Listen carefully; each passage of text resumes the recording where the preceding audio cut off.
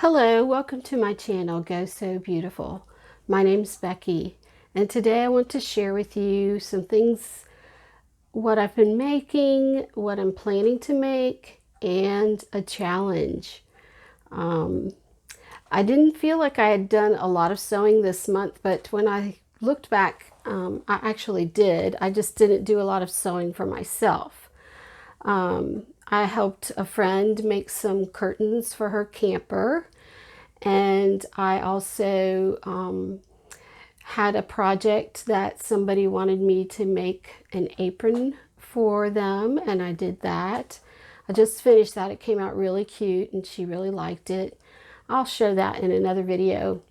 And I also worked on my side hustle, where I make cases for a camping stove. Anyway, what I did make for myself is right here. I made these Pietra pants by Closet Core Patterns. I'm wearing them right now, and I'll put a picture up so you can see how they look. These came out really kind of big on me. I measured and used the measurements on the pattern that I thought would fit me. I think I used an 18 and graded to a 16 at the waist. And at first they were even bigger than what they are now. So I did take them in on the side seams, and that helped, but I still feel like they're pretty big and baggy. They're very comfortable and they're wearable, but I think to make them look better, I should take them in a little bit. This is made in a bargain priced black linen. I got it at Fabric World in Stone Mountain, and I originally bought it to make a tablecloth for a friend for her son's wedding, and she gave it back to me, and I had like 8 yards of it, so I had plenty to use, and I thought this would be the perfect thing to make a toile out of. So I've made another pair of Pietra pants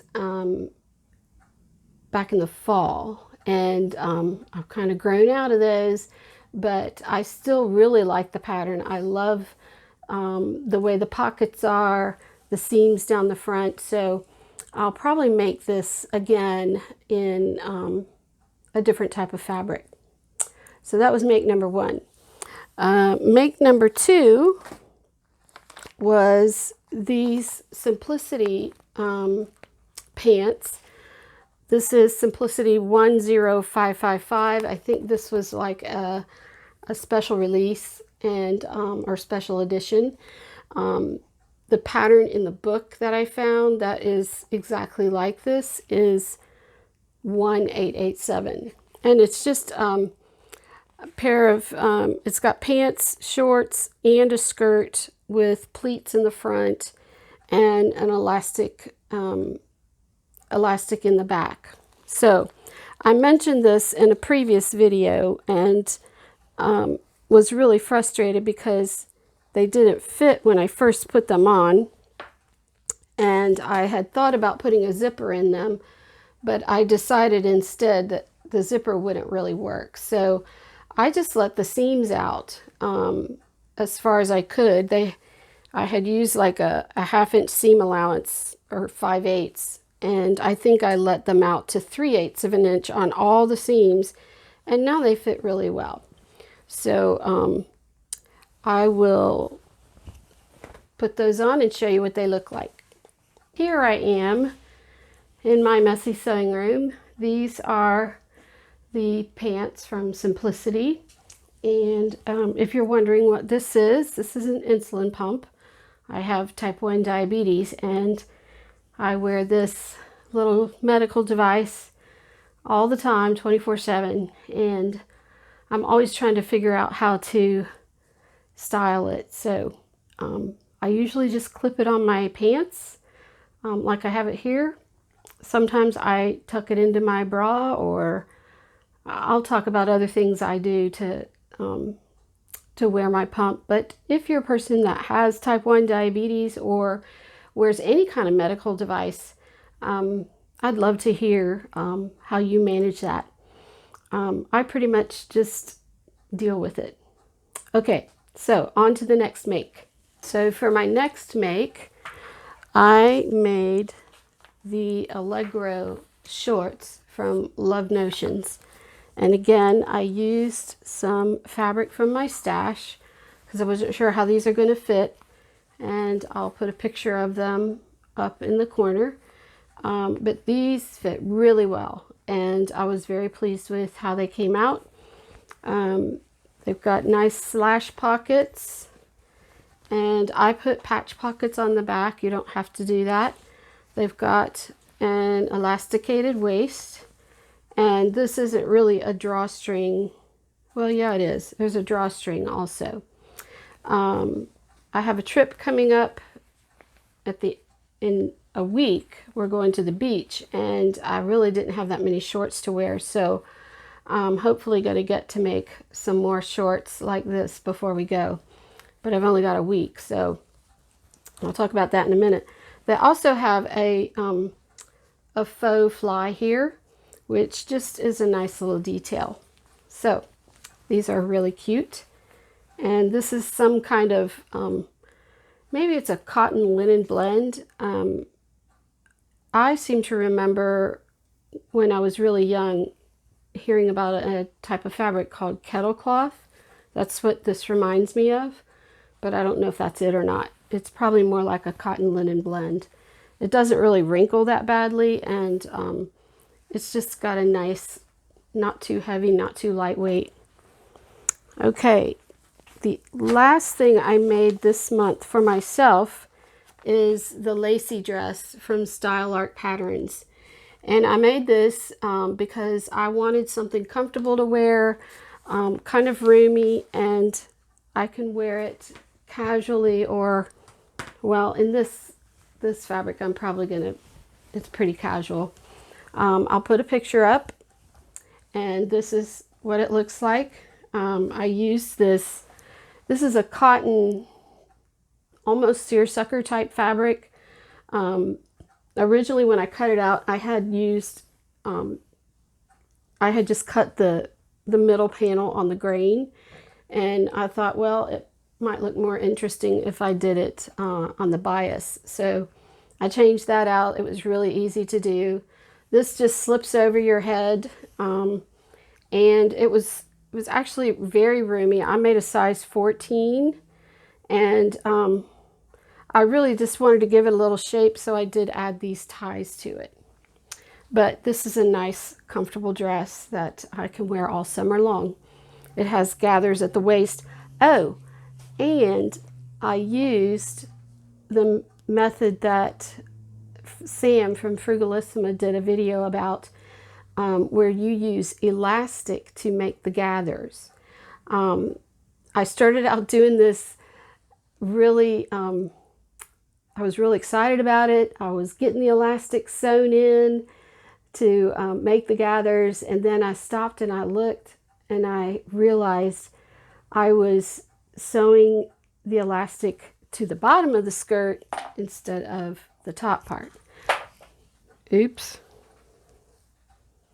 Oh, so I had a little bit of unpicking to do, a little bit of cursing, and I got it undone, and then I just went ahead and made sure I had the elastic at the top part.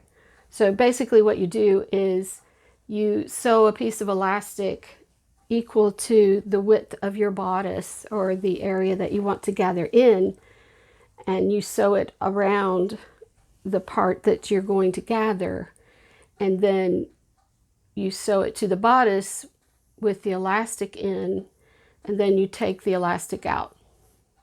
Anyway, she's got a video about it. You can check out Sam at Frugalissima. I'll post a link to her video below.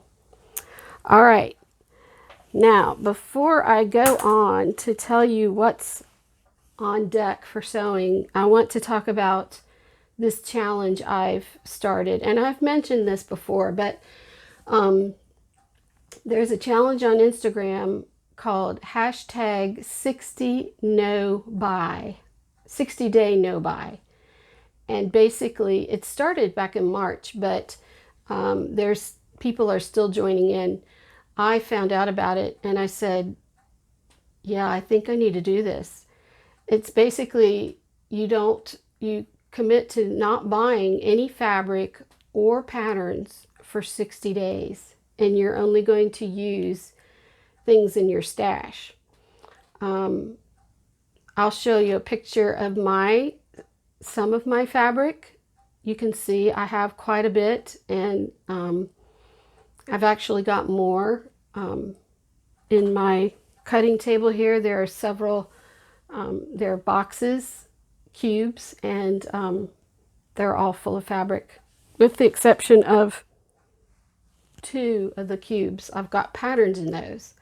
So last summer I started watching a lot of YouTube sewing videos, and I learned about indie patterns, and I started buying the indie patterns, and just because I thought, oh, that's so cute, I really want to make that. And I've ended up with a lot of patterns that I haven't even had a chance to download and stick together. I did ended up finally sending some to be printed at,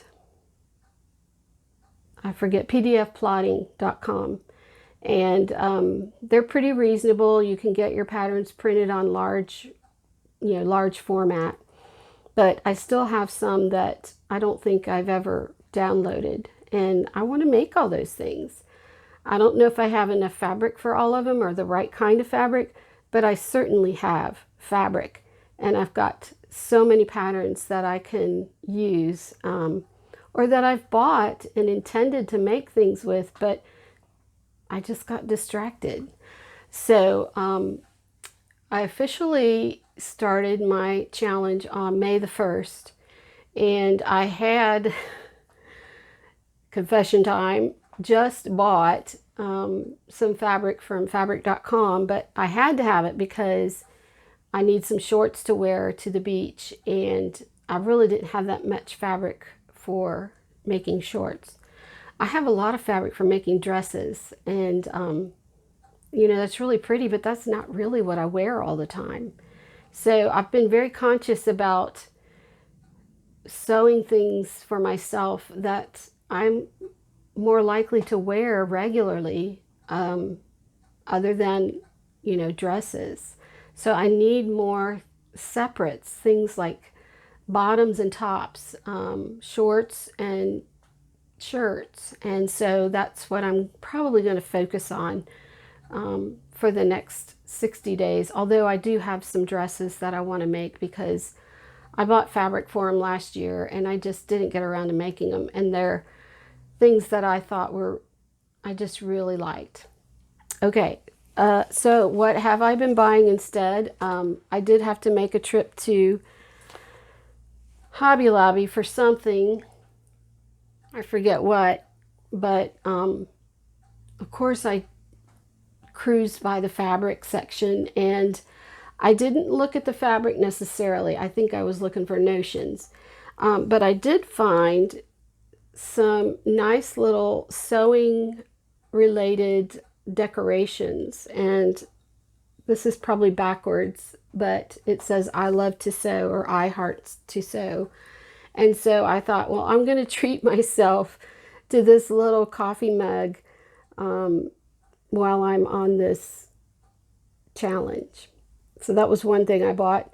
Another thing I've been trying to shop for is shoes. I realized I do have quite a collection of shoes, but I do need some shoes to go with some of the new things I've been making. And also, during this challenge, I've realized I've freed up a lot of time because I don't sit in front of the computer and look at fabrics that I can buy online. And that's been really hard too, because I have signed up for so many newsletters and sales.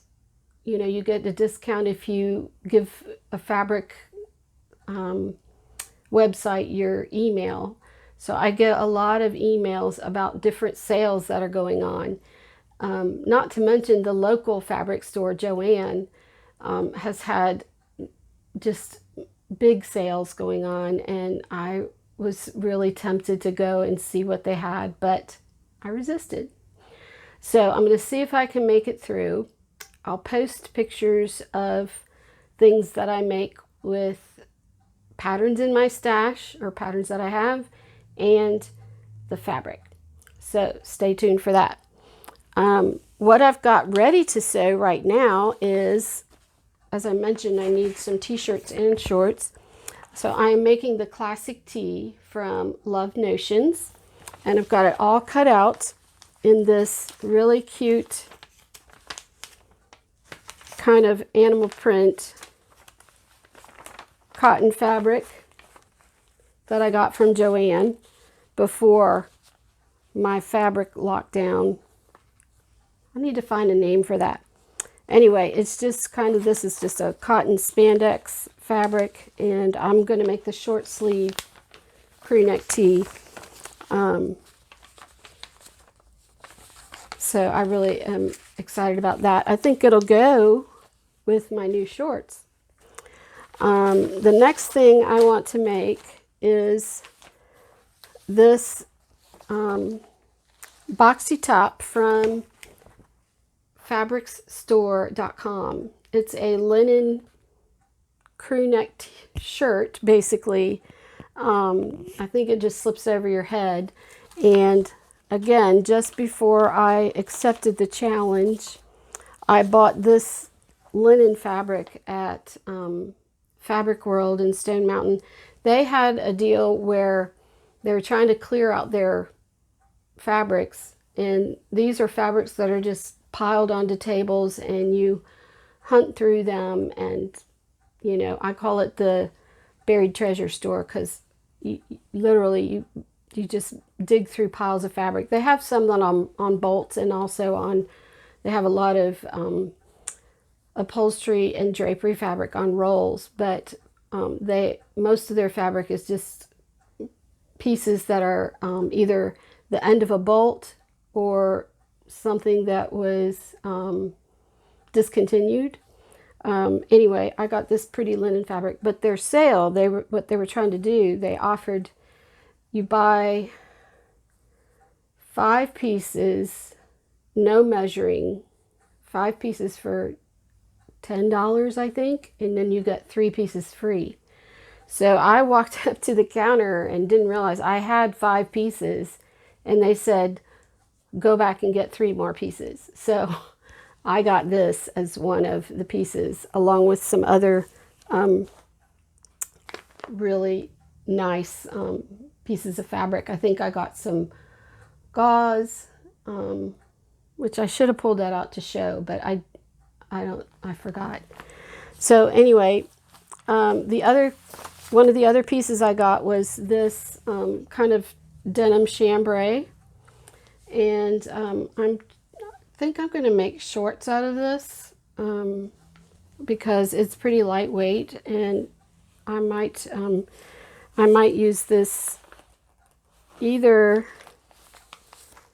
this Simplicity pattern, it's got a shorts view on it, or this Made by Ray Rose pants. I know these it only shows them as pants, but I believe they can also be made into shorts, or I'll just hack it and cut them off. Another fabric I got at Fabric World was this piece of, these are kind of boring really, that's just like khaki chino fabric, and I love khaki stuff, khaki pants and chino. They're good wardrobe staples to have.